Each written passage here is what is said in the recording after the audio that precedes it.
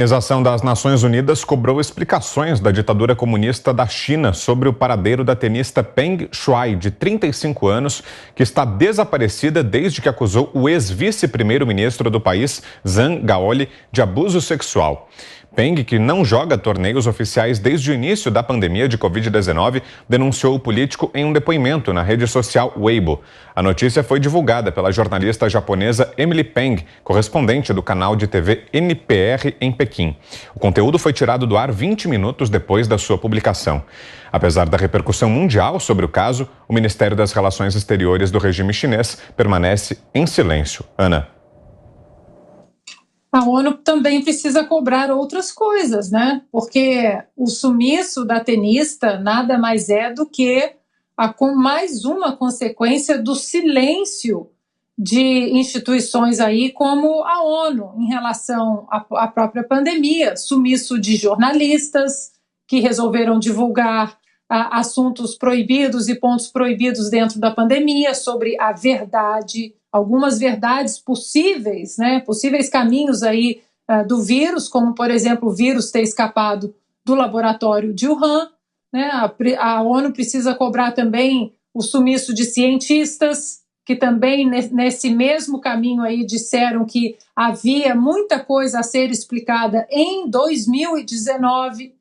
Então, o que nós estamos vendo, infelizmente, com o sumiço dessa tenista, é o que a democracia da China propõe aí, porque para nós aqui, nós que colocamos os pingos nos is todos os dias, nós sabemos muito bem o regime ditatorial do Partido Comunista Chinês. Nós sabemos muito bem, mas parece que jornalistas no Brasil, aqui nos Estados Unidos, políticos no Brasil, né, como a senadora Elisiane Gama, que disse que não, ou a Cátia Abreu, se eu não me engano, que eu deitaria no chão para os chineses passarem em cima, aí, referindo-se às vacinas chinesas entrando no Brasil.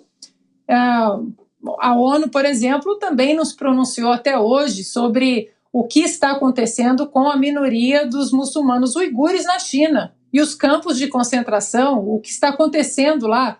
Agora, recentemente, um jogador da NBA, do Boston Celtics, o Cantes, ele colocou o dedo na ferida e está jogando com tênis. Agora, entrem nas ferramentas de busca aí, procurem as imagens do jogador do Boston Celtics, ele que é turco, ele colocou o dedo na ferida e a cada jogo ele joga com um tipo de tênis que mostra o que a ditadura chinesa faz. Criticou a Nike, por exemplo, também, que coloca aí, jogou com tênis que dizia chega de trabalho escravo, ou seja, até quando, né, nós vamos ficar aí dourando essa pílula em relação, não, vamos ser diplomáticos porque a China é um bom parceiro comercial do Brasil, é um bom parceiro comercial e devemos seguir nessa parceria comercial, mas a gente não pode vendar os olhos porque esse regime nefasto do Partido Comunista Chinês faz. Então, a ONU cobrar isso agora, a ONU tem que voltar à fita e cobrar outras tantas coisas, outras tantas barbaridades que nós estamos vendo já há algum tempo aí, com a ajuda do silêncio de muitos jornalistas e políticos que se dizem aí, né, que são a favor da liberdade no mundo, mas até essa liberdade começar a incomodar o Xi Jinping. A gente segue falando sobre esse caso depois do intervalo. Até já. Os pingos nos is. A Concreserve está presente nos mais importantes projetos da construção civil. São 36 usinas produzindo anualmente mais de 2 milhões de metros cúbicos do melhor concreto usinado do Brasil. Atendemos obras residenciais e grandes projetos com a frota mais moderna do mercado. Compromisso com os nossos clientes desde a produção até a entrega do concreto com qualidade e preço justo. Concreserve, há 17 anos realizando projetos e concretizando sonhos. A Sabesp apresenta toques para economizar água. Abriu ou fechou? Primeiro, toca aqui comigo e fecha a torneira quando não estiver usando. Tome banhos curtos e feche o chuveiro ao se ensaboar. Abriu ou fechou? Anote este toque. Use vassouras e não use mangueiras. Feche a torneira ao lavar as mãos, escovar os dentes ou fazer a barba. Vivemos um período de poucas chuvas. Torneira, abriu, usou, fechou. Sabesp, Governo de São Paulo. Trabalho e respeito por você.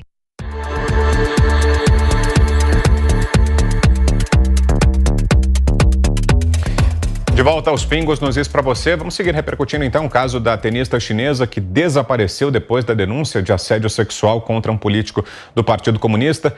Queremos ouvi-lo. Guilherme Fiuza, temos 2 minutos e meio. Fiuza. Olha, Vitor, o mundo está à cara da ditadura chinesa. Está ou não está? Como assim? Sumiu uma pessoa, uma esportista, uma cidadã? Ora, essa repercussão está muito pequena. Isso é um escândalo. Onde é que estão aí as reações político-diplomáticas dos grandes estadistas europeus? Não pode. Mas pode, porque aqueles que dizem defender a democracia, aqueles que dizem amar a liberdade, são hoje cúmplices do modus operandi da China. E esse modus operandi é ditatorial. Ou seja, isso aí é um pacto de cinismo, tá certo? Estamos fingindo que a China, o regime chinês, né, vamos separar as coisas, o regime chinês pode haver uma parceria leal, mas não pode, porque é obscuro, como a Ana já falou, escondeu o nascimento de uma pandemia, precisa mais. Mas o mundo, Vitor, está à cara da ditadura chinesa. Há ou não há perseguição e censura sobre quem quer discutir as medidas de segurança sanitária, várias delas duvidosas, para não dizer absurdas? Há ou não há perseguição de quem queira discutir os programas de imunização? A perseguição a diretrizes brutas contra cidadãos, contra profissionais. Então é isso, o mundo está flertando com esse... É dinheiro, né? Só pode ser dinheiro. Né? Essa propaganda, como é que você consegue embrulhar um regime tirânico numa fofura, né? Que todo mundo fala bem, que tem anúncio aqui, anúncio ali, anúncios do regime, dizendo que é ótimo, não é isso? Isso é grana. Então é isso, vamos ver os oportunistazinhos que falam em democracia, vamos ver até onde eles vão, porque esse tipo de caminho, a partir de um determinado ponto, não tem mais volta, não. Letras, né? Nós dissemos sem medo nenhum que o vírus, por exemplo, da Covid-19 era chinês. Até isso, os oportunistas brasileiros e os esquerdistas brasileiros se negaram a reconhecer, ficaram bravos. O embaixador mandou que eles reagissem, o embaixador chinês, e eles compraram a briga da China, disseram que comer sopa de morcega não é uma questão cultural, a ser respeitada. Então, eles são quem tolera a sordidez de uma ditadura, todas são sórdidas, não tem vergonha, né? Faz qualquer negócio. Como lembrou o Guilherme, as pessoas somem ainda. Somem, como os inimigos lá do Putin, da Rússia, eles morrem. Aí falam, foram envenenados. Não, que é isso? E veneno é coisa de filme, ninguém faz isso, da vida real, tal. Parece ficção, mas as ditaduras parecem mesmo ficção, só que são uma realidade assustadora. E os nossos democratas de esquerda são sabujos diante de todas as ditaduras, né? Só que tem que ser ditadura que se diga favorável ao povo, né? Que se apresente como servidora do povo, como a ditadura chinesa, que mata, por exemplo, um blogueiro que denunciou pela primeira vez o surgimento da pandemia. Não pode, porque o vírus não é chinês, não foi a China que criou. Ele nasceu lá, foi criado lá e foi exportado pela China, mas não pode. Então agora, que é isso? Essa premissa está errada. Está errada, não pode. Isso não acontece na China, nenhum tipo de assédio, nada, nenhuma violência. Então eu acho tão sórdidos, né, tão obscenos quanto os ditadores, os que fingem não enxergar a obscenidade. Zé. Ô Vitor, esta é uma prova de que não há como dominar a internet, tudo escapa, né? E é uma prova dura também de que as ditaduras, os regimes fechados, odeiam a transparência, odeiam o sol. Isso aí fica muito claro. Agora, o que me assusta é o silêncio, né? A falta de apoio externo. Cadê o DiCaprio? Cadê a Greta Thunberg? Cadê os esportistas, os colegas dela? Por que tem tanto medo assim, né? Como diz o Pablo aqui no Touro de Ouro, esses chineses. E pronto, entendeu? Tem que protestar, tem que dizer como nós estamos falando aqui. As ditaduras odeiam o que está acontecendo no mundo, que é exatamente esta transgressão da internet, esse alcance da internet, que vaza o mundo inteiro. Então, diante disso, todos já tomaram conhecimento. E cadê o resultado?